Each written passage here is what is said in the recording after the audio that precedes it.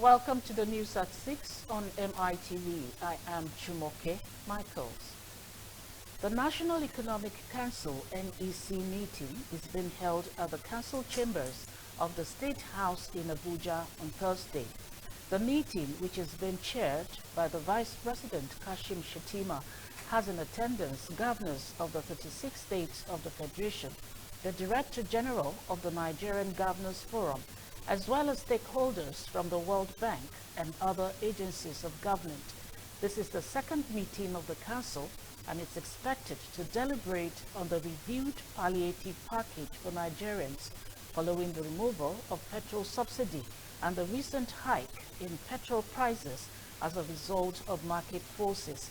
The review was instructed by President Bola Tinubu and should be top on the meeting agenda among other issues.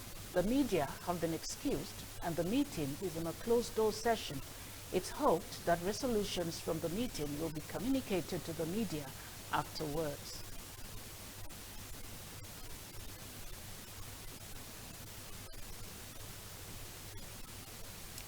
In a related development, the Senate is at the moment in a closed-door meeting, few minutes into the commencement of today's plenary, largely necessitated by the list of ministerial nominees believed to have been submitted by the presidency. Soon after taking petitions, which is the fifth item on the order paper, the President of the Senate, Godswill Akpabio, announced that the senators should go into an executive session after the leader, Senator Opeyemi Bamidele, APC Ekiti Central, had made the announcement. The Senate entered into the closed-door session at 11:55 a.m.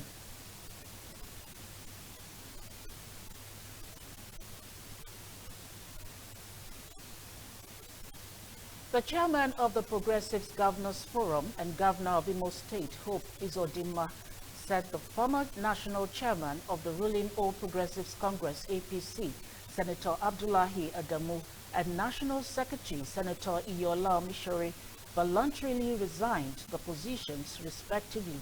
Uzodinma, who stated this while addressing newsmen at the end of their closed-door meeting in Abuja, explained that those were voluntary actions that have been taken with due respect to the national chairman and the secretary. He said the party commended the wisdom in what they had done and they served very well in the party. Uzodinma said the party was happy with their services and the party is united. There is no crisis in the party. Meanwhile, the governors elected on the platform of APC apologized for the recent hike in the pump price of petrol from the previous 550 naira to 617 naira. They promised that the current hardship occasioned by the skyrocketing cost of food, petroleum products, and cost of living will soon be addressed.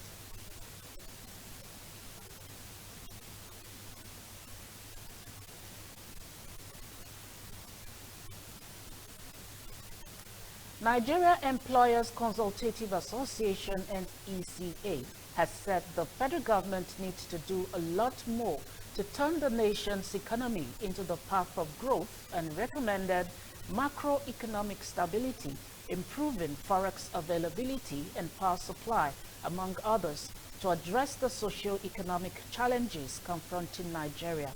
The umbrella body for employers in the country lamented that, like other economies across the globe, the Nigerian economy since 2022 has been marked by the cost of living crisis, high inflation as a result of spiraled food and energy costs, increased global interest rate, and tightened financial conditions that led to stagnation and technical recession in several economies, among others.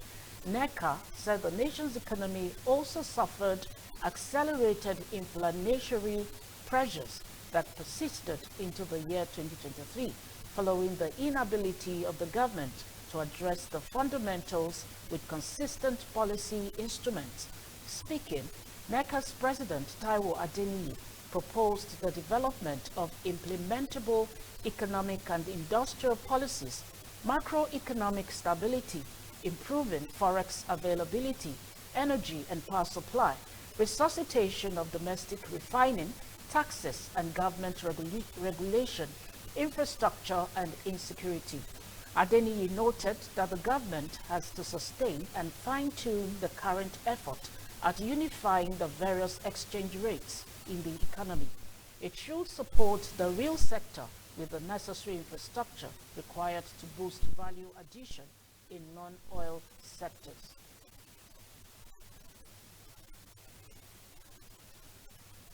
The federal government says Nigeria is targeting $5 billion from the outsourcing industry in 2024.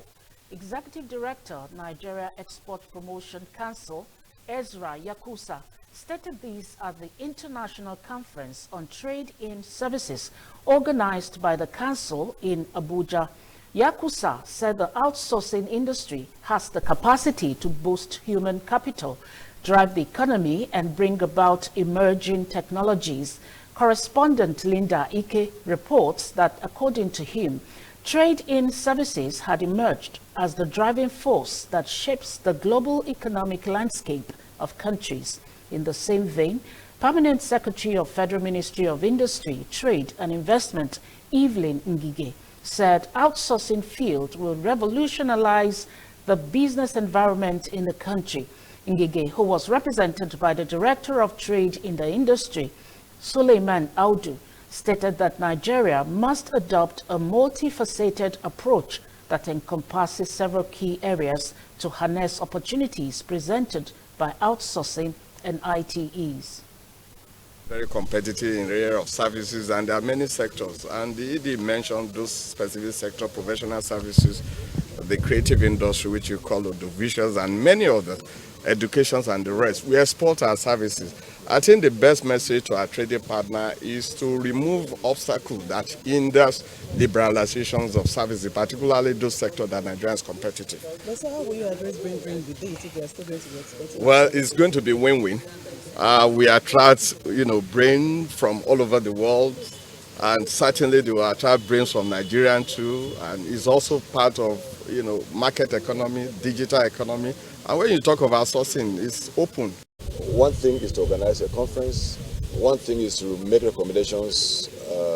But another thing, again, is to implement those recommendations. You see, service sector is, because it's not product-based, it's intangible. So it has so much potentials. But I can tell you that if our services sector is well harnessed, we can even earn more than the 4.8 billion US dollars we are earning from our products. So we are looking at almost, because we have to start, so we are looking at almost the same amount of dollars we are earning from the product sector. But hopefully, maybe another 5 billion. Not this year, but next year, because it's too early to go next year. The Association of Senior Civil Servants of Nigeria, ASCSN, has advocated urgent declaration of state of emergency on insecurity than doing that on food security, as announced by President Bola Tinubu last week. The association president, Comrade Tommy Okon, made the call at a monthly forum with Labour Writers Association on Thursday in Lagos. He lamented that farmers in some part of the state have to bribe their way into the farm to plant. Recall that the state of emergency declared by President Tinubu underscores the seriousness of the situation and demonstrates his commitment to addressing the challenges faced by Nigerians in accessing affordable and nutritious food. The Labour leader explained that inability of farmers to access their farms resulted to food inflation, as some farmers have also lost their lives as a result of insecurity. Comrade Okon also called on federal government to redirect the 500 billion approved by the National Assembly to cushion effect of removal of fuel subsidy to revive the economy by providing good transportation system and infrastructural development. The Labour leader, who faulted the policy of giving money to households, said few people benefited in the cash transfer done by the administration of President Muhammadu Buhari, adding that when government borrows money to distribute to Nigerians, it amounts to waste. A few weeks ago, that Mr. President has also taken pen to declare state of emergency on food and agriculture.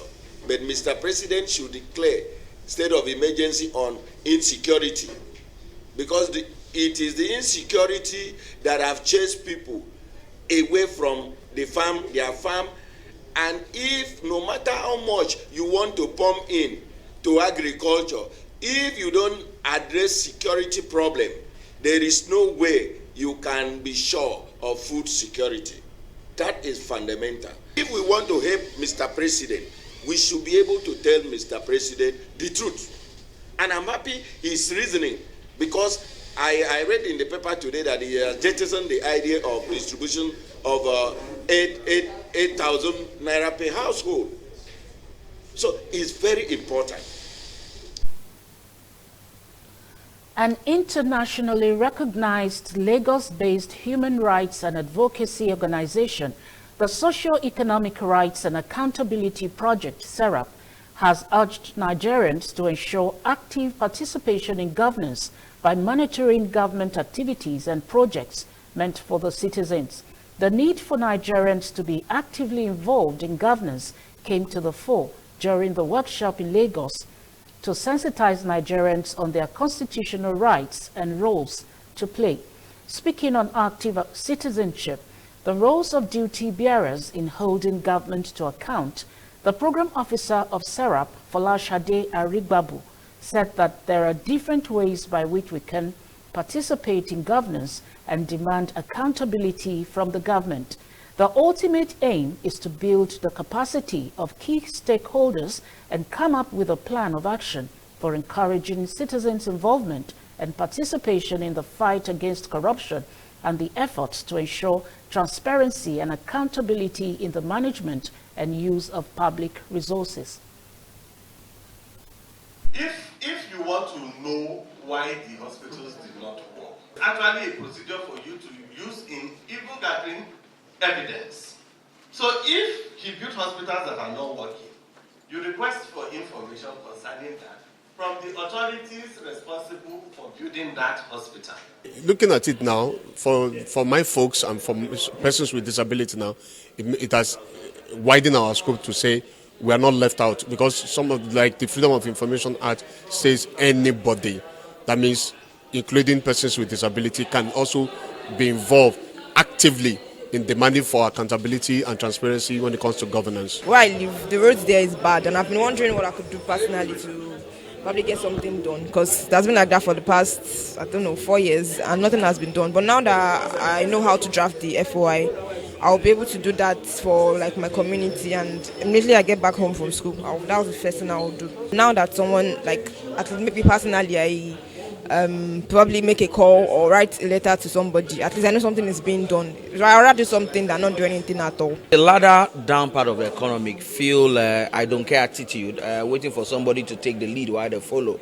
But we are in the new administration. I think we have learned our lessons that there need to be active citizen participation in all tiers of government.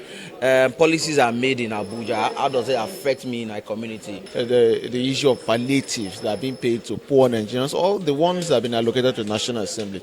It means that the various citizen groups can take that up as part of their own advocacy initiatives as well. For instance, members of the National Assembly, of course, have constituents who have voted them into office, who should be able to ask their position of those who represent the National Assembly on important issues like this.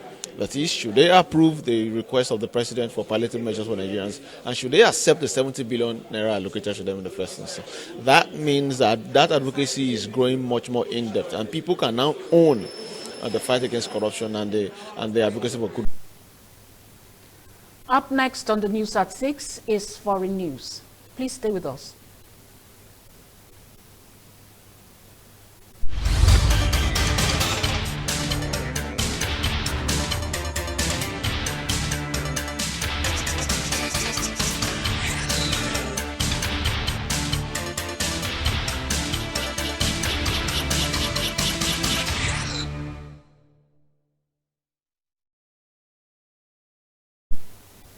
Welcome back.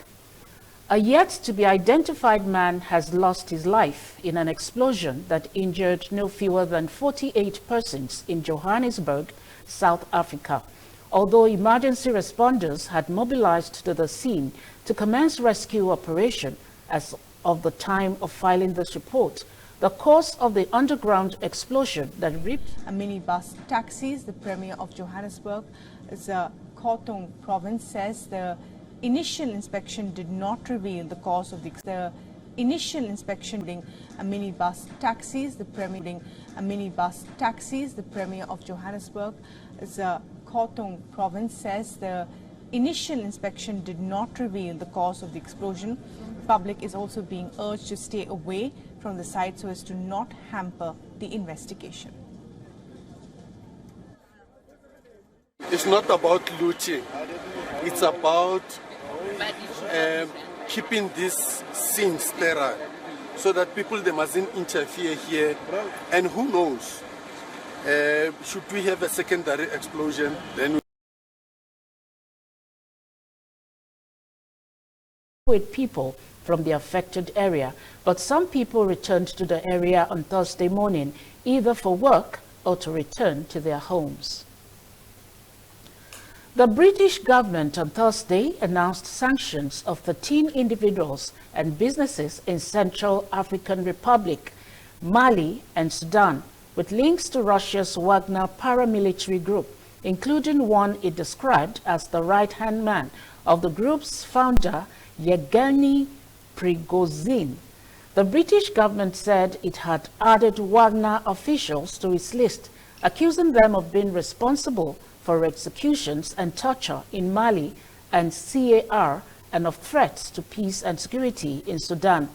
The sanctions come weeks after Prigozhin's failed mutiny in Russia, which raised questions about the future of Wagner's military and commercial operations in African countries, including CAR.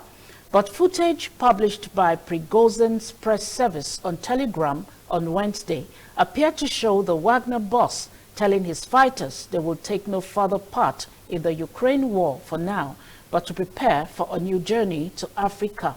Newly sanctioned Konstantin Pikaliov, who now faces asset freezes in the UK and a travel ban, is an important advisor of Prigozhin's, as well as being the operational head of Wagner in the CAR, the British government said in a statement.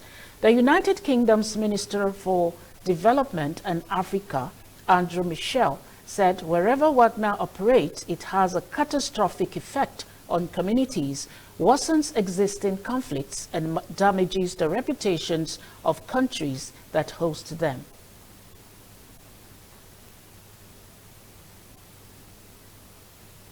Iraq on Thursday warned it would sever diplomatic ties with Sweden if a Quran is burned again.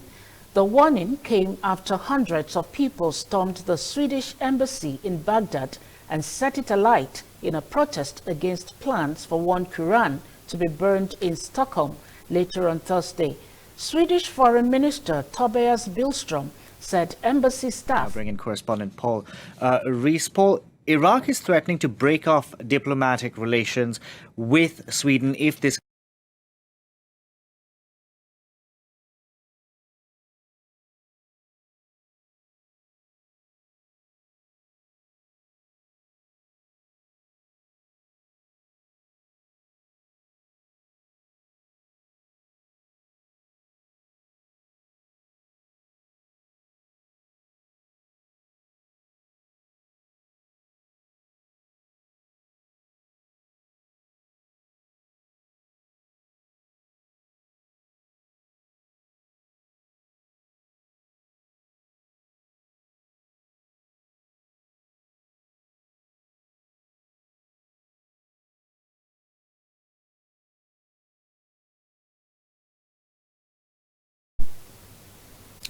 North Korea's defense minister has warned the United States that the deployment of nuclear assets in South Korea could meet the conditions for its use of nuclear arms, according to state media. Kang Sun-nam's comments, reported on Thursday by the Korean Central News Agency, came in response to the U.S. sending a submarine with nuclear-armed ballistic missiles to South Korea this week for the first time in decades. Kang said in a statement, referring to his country by its official name, the Democratic People's Republic of Korea, that the ever-increasing visibility of the deployment of the strategic nuclear submarine and other strategic assets may fall under the conditions of the use of nuclear weapons specified in the DPRK law. Tensions between the U.S. and North Korea have been on the rise in recent weeks, with Pyongyang increasing its ballistic missile testing in defiance of Washington and international sanctions. Late last week, the U.S., South Korea, and Japan released a joint statement condemning the launch of a North Korean intercontinental ballistic missile days earlier. We'll take another break to bring you sport news.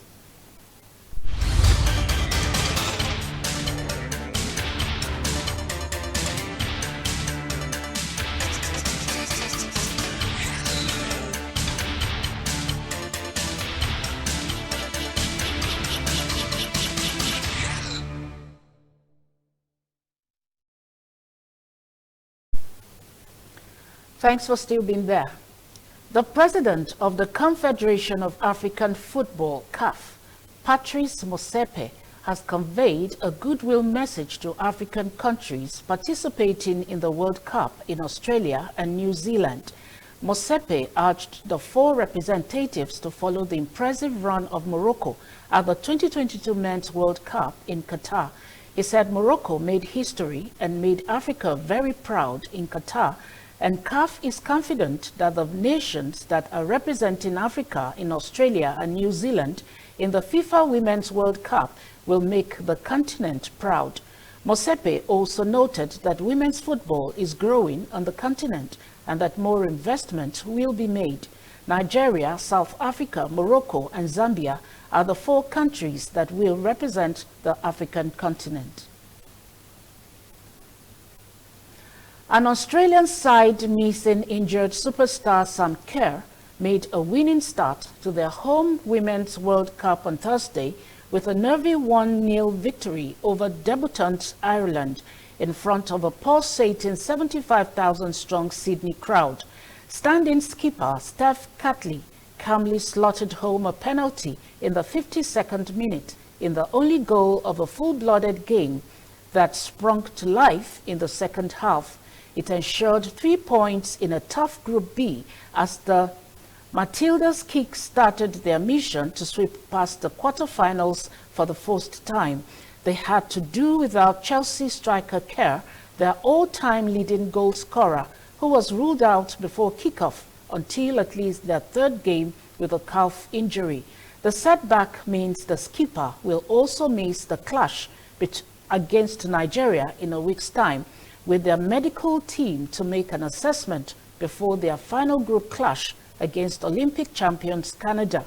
That victory came on the back of recent wins over Spain and European champions England, with many seeing Australia as among the title favorites.